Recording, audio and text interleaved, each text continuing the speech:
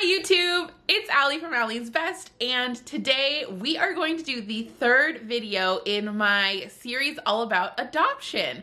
And this video is going to be with me and my birth mother discussing some of your questions, discussing her point of view on the adoption, discussing what it was like when we met, and yeah, so come along. We are going to chat with my birth mom, Marcy. Hi, everybody. So here she is. Here is my birth mother, Marcy, and she is going to chat with us about the background of our adoption and answer some of your questions. And we're going to get into it. Marcy hasn't been on YouTube before, I don't think. Have you? No. So we are going to be like super welcoming to her and nice in the comments and all that kind of stuff. So let's get into it.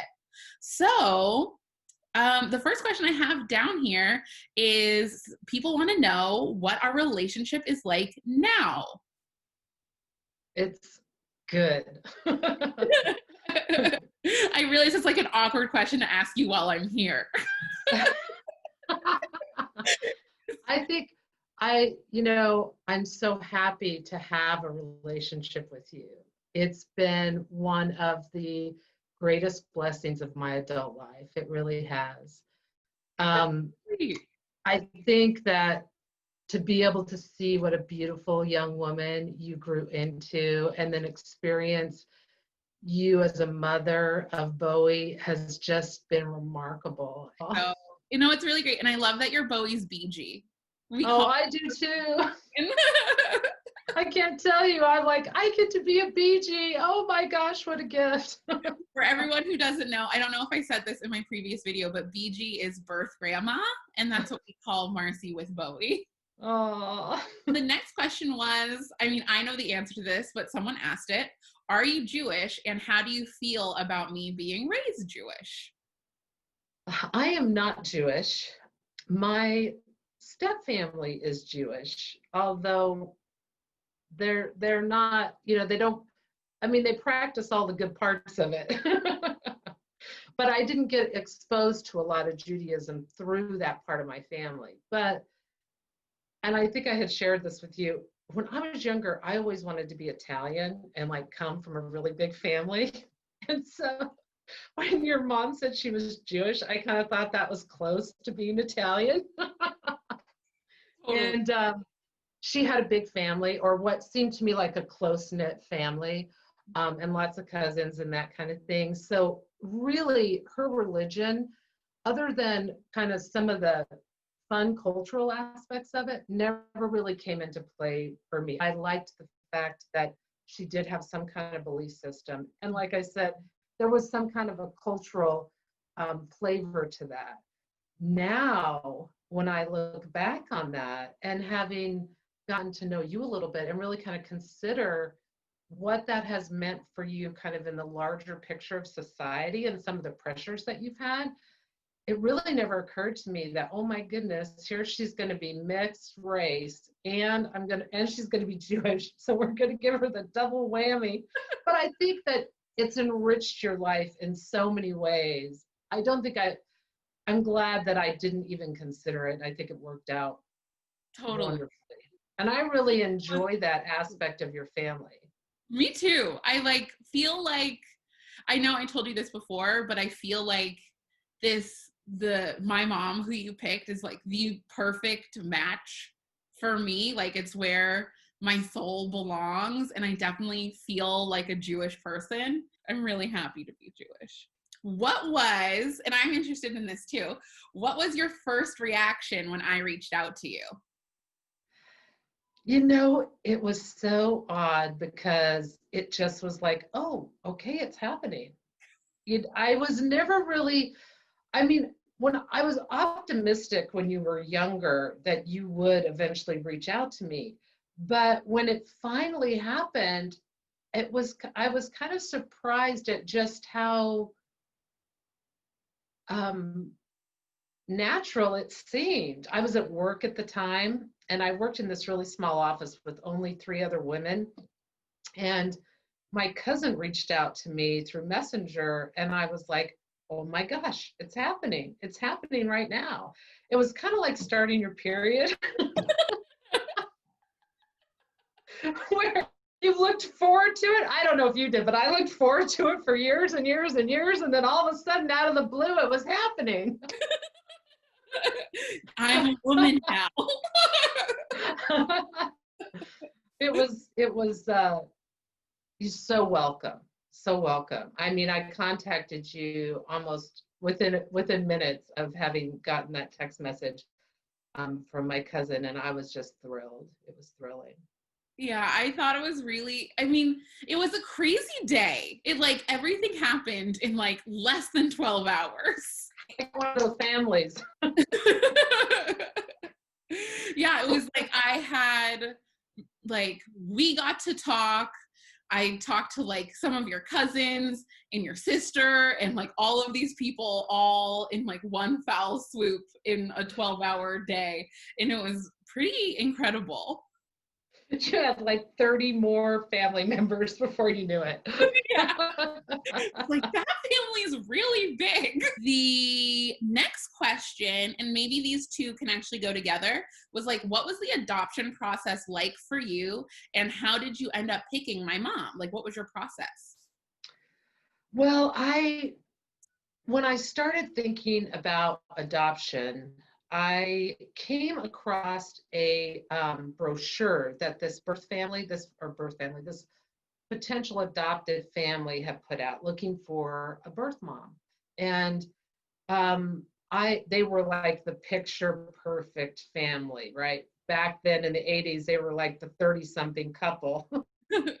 I think they were from Northern California.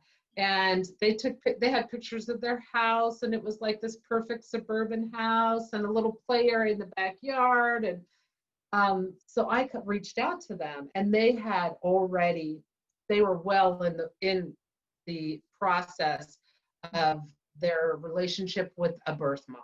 Mm-hmm. And so they referred me to Ellen, she was an adoption counselor at the time in Northern California, and your mom was working with her. Mm. And so I think I really felt like, for me, I felt like there was something that I needed to learn from the pregnancy. And I felt like I wanted to give adoption. I wanted to give adoption a try, or I think that I wanted to go through with the adoption.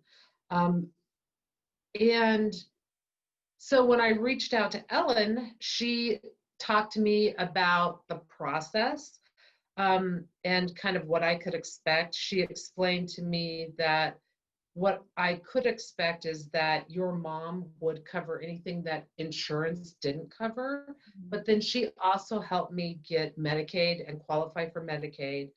And she also explained that your mom would pay for 6 months of therapy for me, or any adoptive person, any adoptive family would be paying for 6 months of therapy for me, which was great. And she talked a little bit, I know we had talked about the fact that she said to me, because you're a child that's going to be mixed race, your options are not as wide open, which was such a shock to me. Because again, I didn't really grow up with that kind of prejudice or even awareness of the prejudice around me. But anyway, so she said that I have several families right now, and so I'm going to send you information. And so the first family that she sent to me, like we had talked about before, I felt like they had already adopted 2 little black girls. And I felt somehow like they felt like they were doing the world a favor, or it was their mission in life to bring these needy black kids into their home, which is a wonderful thing. And yet it really kind of turned me off, because I felt like you were such a gift to the world. I wanted the person that adopted you to be receiving a giant gift, not necessarily feeling like they were giving someone a gift. Although I do think that your mom gave me a tremendous gift by adopting you and having you turn out to be such a beautiful woman. But I didn't want that to be her main intention, you know. Totally. So I didn't really pay any attention to I didn't really consider consider that family at all. And then the very next person that she provided information on was your mom. And your mom and I talked on the phone, and we just instantly had an immediate rapport. She was really nervous, naturally, right? Yeah. But she just wanted to be a mom. She wanted to be a mom. She wanted to have a baby, and she was, in her early 40s. She was very stable in her life. She was a good person, which I know anybody who meets your mom knows that within, minutes, seconds of meeting her. She came out, and really it was just kind of a formality. She came down to San Diego, and I met her then, and I really don't remember that much about that visit. I think it was really short. But I think at that point we both knew it was go forward. I don't remember exactly when, but I think it was probably around my 7th month that I started therapy. And that was so important. It was so important. It really helped me, one, work through a lot of issues I had just in life in general, but also to really prepare for letting go and being able to face that, because there's so much fear in whether or not I would be able to actually do that. Would I actually be able to follow through? And I was afraid that I was going to change my mind. I remember saying to your mom, if I change my mind, don't be too afraid, because I'll go back to that decision. If I panic and I feel like I can't do it, don't get too scared, because I think I'll go back to the decision. But anyway, so that was a really good thing. And I also got to come to San Francisco. I stayed in your house. I stayed in the room that you slept in as a little girl, well, throughout your life. I met your mom's family, and some of her friends, which was fabulous. And my mom came to San Francisco too, and cool. I met your mom. Yeah, it was really neat. And I just felt really certain that I wanted you to have the life, Allie, that I had not had. You and I talked a little bit about, what my childhood was like, and I wanted you to have a life that I dreamed of for me, for the little girl that I was. And I really believed that your mom could give that to you at a time in my life when I had no idea how to give it to either one of us. Mm-hmm. So when the time, it was funny because I was going to be induced. I was overdue. And so they were going to induce my labor. And so your mom was already scheduled to fly down to San Diego. And that night, I went out for a huge dinner at Red Lobster. It was going to be my last supper for a while, And when you know it, I went into labor at about 2:00 in the morning. And my mom was already in San Diego because it was all planned. And you decided, okay, I'll come. And we all met up at the hospital, and it took a lot of hours and hours, but you eventually came. And we have that beautiful picture of your mom and my parents and I and you in the delivery room. That's so beautiful. And it was a beautiful event. It was so poignant. It was tragic. I remember you got to come. Everybody left, I mean, we all celebrated, and then everyone left, and I got to spend the next 24 hours with you, and you were so beautiful. You were so beautiful and so sweet and so much my baby girl, and it was so hard to let you go. And yet, I also knew that I was letting us both go into a beautiful new life for both of us, because I had learned so much through that process. One, about how strong I could be in life and how I could make difficult decisions to change my life and the life of the people I knew for the better. I just became so much more able to determine my own path, I think, and make decisions. So on the next day, my grandma came to the hospital and she saw you. You have I think I sent you a picture of her holding you, and Yeah. I think all three of us. So there's four generations of the women, and that was so sweet. And then your mom came, and I handed her over to you, or you over to her, and we went our separate ways. Oh, wow. And it was, I mean, I was really angry. I was angry at my mom because I could blame her. We sometimes blame our moms for stuff they're not responsible for at all because they're so easy and they take the blame often. Yeah. But, I was really kind of angry at my mom for the first few months because she had been so supportive. Oh, no. And there was a big part of me that I just wanted my baby back.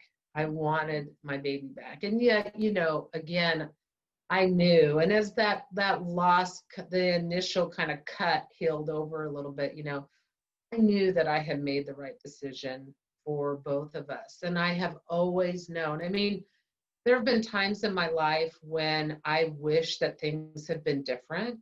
And I would have loved to have been able to be your mother. And the older I get, and because I never had any other children, I think of that probably maybe more frequently than I would have. I don't know. But I've never regretted my decision. I have never regretted the decision. And now the more that I've, get to know you, and the more that I've experienced your family, I've never regretted. I would never regret it. And I regret it less and less. I mean, there's been very few times since we've had, reestablished contact that I have thought, wow, I wish things had been different. I don't have that nearly to the degree, and I didn't have it to a great degree. I think I had talked to you about this before, that I didn't suffer. Mm-hmm. I didn't suffer from as a result of placing you for adoption. What was it like to me? So I will say I was super nervous about meeting. I was like very, very nervous because I had no idea like who you were or what kind of person you were or anything like that. So I was getting really nervous, and then we met and I was like, oh, she's really chill. That's like how I described it to all of my friends. Like, I was super nervous, but in the end, it was a very chill hangout. It felt like, I mean, we had already met when I was born. You had met me, but Yeah. I had, not exactly met you.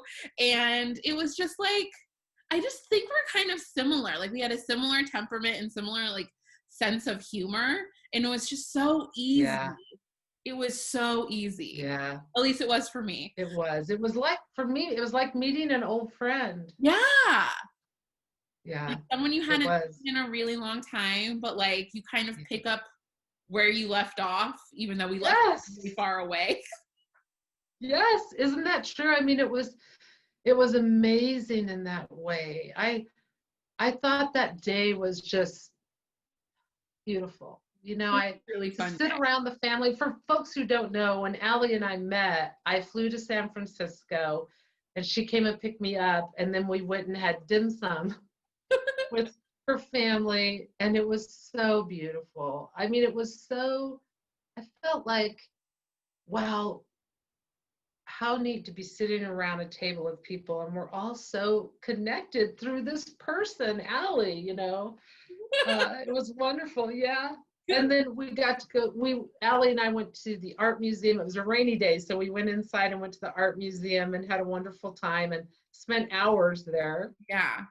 And we had dinner in North Beach. Yes, which was great. Yeah. I think about that dinner. That was so delicious. And sitting outside, it was wonderful. Yeah, it was a really good day. And it was so nice and so easy. And I think we mentioned this, that like we should like go on the blogs that talk about like meeting each other or meeting your birth parents, and say like it can be really calm and chill and undramatic and really fun.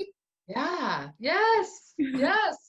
I think, well, one, because we had communicated prior to that, we had had a lot of text messaging and that kind of thing. So that was great. I think that made it a little bit easier, although you still weren't convinced that I wasn't a murderer. It was so funny because I brought a really heavy gift for her. And so I wanted her to come up to the hotel room and pick it up.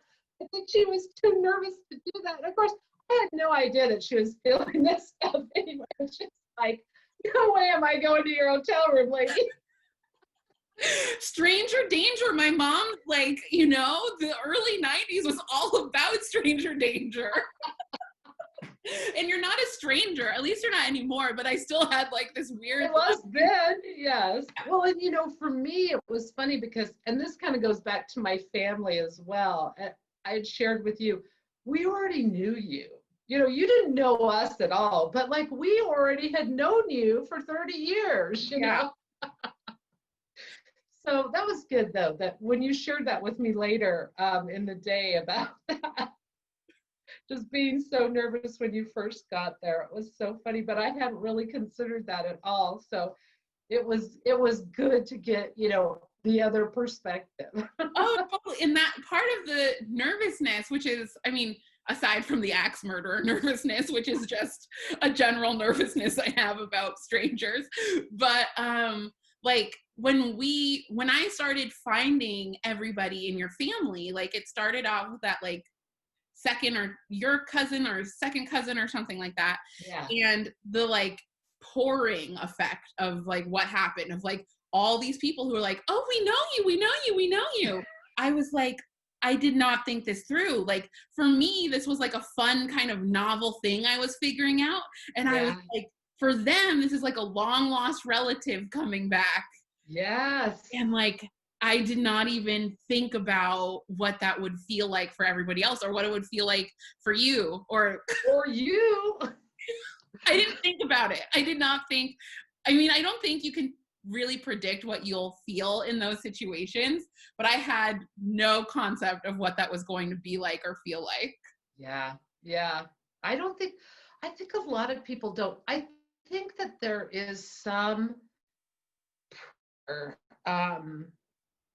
for people in adoption. I think there's a little bit of pressure, but there's also strong encouragement for people now to go out and find their birth families. I think there's natural curiosity anyway, and depending on how your adoption went, there may be, you know, you may or may not have a strong drive toward it.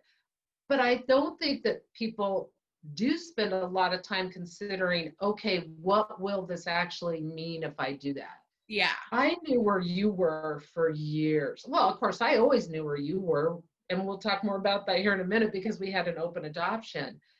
But after a few years, I had felt like it was time for me to step back and go on with my life and allow you to go on with yours. But I always knew where you were. And I could have, and your mom, anytime I had reached out a few times to check in on you, your mom was always, you know, very open and receptive. But once I stepped back, I really felt like I did not want to impose on your family or you. And I knew that when you got older, you would be able to reach out to me. You'd be able to find me when you were ready to do that. And so for me, because I think of the therapy that I had done, and then some of the research I had done on adoption, I really did not give into the pressure. And I had so many friends who were like, you need to reach out. She's 18, you need to reach out. And I'm like, no, I don't need to reach out. When she's ready to do that, when it's right in her life, you know, she will. So I'm going to go to the next question if that's all right. So what advice do you have for women who are pregnant and thinking about adoption? I thought a little bit about this, and you know, I think I would tell women, and this may come across as a little controversial, and I don't necessarily, I want women to have the choice to make, I want them to have the right to make the choice for what is right in their life. But I've shared with you before, I really wish that women were more educated about all their choices, and adoption being one of those that I think is a really important choice for women to consider, because One of the things that I will say, and every woman's experience, any woman who has had an abortion, their experience is different. I'm not going to lump all of those women into the same pile. But I know many women who have had an abortion. And I can tell you that if you're pregnant, you place your child for adoption, you will never have the kind of regrets that will come with a decision to have an abortion. And you should make the decision that is right for you. And abortion may be it. And no matter what decision you make, you will be faced with pain and sorrow, because that's a situation that you're in. Even if you keep your baby, you go ask your mom, your life will be full of joy and pain and sorrow. That'll be the case, no matter which decision that you make. It'll be okay no matter which decisions you make. That's one thing I think it's really important for people to share with women who are pregnant and unexpectedly and are afraid. No matter what you choose, your life is going to be okay. That's awesome. But if you think adoption is something that you want or want to consider, I would encourage you strongly to get involved with an organization that supports open adoption, and know that you need a person who's going to represent you, and you need a person who is on your side and is going to look out for your best interest. And there are so many beautiful places now that are well equipped to do that, and they'll help support you. And you can explore that for months and months and months. You can get all the way up to the point where your baby is in the hands of the person that you think you want to have them be your parent, and you can change your mind. So know that if you feel like it's something that you want to explore, you can start doing that. You don't have to make up your mind immediately. This is one that you can take your time with. You can explore it. You can get some counseling and therapy, and you'll have the option to really think it through. So I feel like I am strongly pro-choice, and I think adoption gives women the most power to make the most choices for themselves and their baby and their future. Yeah, was it hard to choose open adoption? And I don't know the difference between an open and a closed adoption. I don't know what that means. Okay, so in a closed adoption, you don't make the choice of who will adopt your child. And you don't know who adopted your child. You don't have an opportunity to meet the birth mother or know very much about her. I think they might give both parties some very basic information, but not beyond that. You're not going to meet in person. You're not going to know each other's last names. There's not going to be anything like that. When it comes to open adoption, there's different levels of that. So your mom and I had a completely open adoption. She knew my family's names. I knew her family's names. She knew my address and phone number. I knew hers. There was no internet back then, but we would have probably been Facebook friends, okay? One of the things that I hear often when people talk about adoption is, I could never do that. I could never give my baby away, I think a lot of people choose abortion because they feel like they could never give their child up for adoption.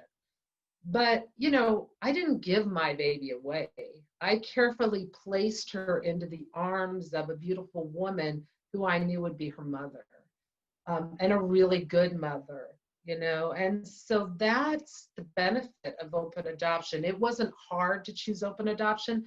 I don't know if I would have chosen adoption if it hadn't been an open one. I never knew that was even available until I came across this little brochure. I had never heard of that. But that little brochure that my mom actually got from a friend of hers is what really opened my eyes to the possibilities of that and made it possible for you to come into the world. It's so crazy how many things have to happen. Yeah. No matter how you get to be a person, like how many little things have to click into place for people's lives Yes. to be the way they are.